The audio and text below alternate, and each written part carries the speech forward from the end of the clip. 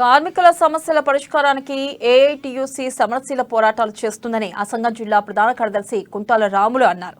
ఆదిలాబాద్ జిల్లా కేంద్రంలోని నేతాజీ చౌక్ లో ఏఐటియుసి 103వ ఆవిర్భావ వేడుకలు ఘనంగా నిర్వహించారు. స్థానిక ఆటో స్టాండ్ వద్ద జెండాను ఆవిష్కరించారు. కేంద్ర రాష్ట్ర ప్రభుత్వాలు కార్మిక ప్రజా వ్యతిరేక విధానాలను అవలంబిస్తున్నాయని, పోరాడి సాధించుకున్న హక్కులను కాలరాస్తున్నాయని అన్నారు.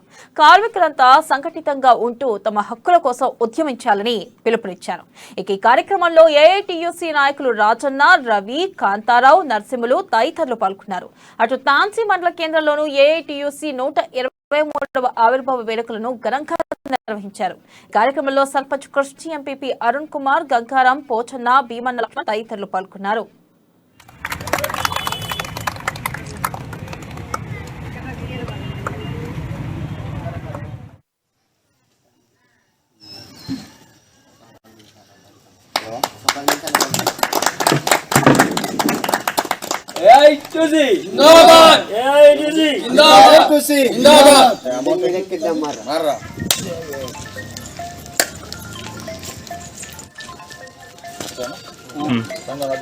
ఒక్క 133వ ఆవిర్భావ దినోత్సవ సందర్భంగా కార్మికులందరికీ శుభాకాంక్షలు తెలుపుతూ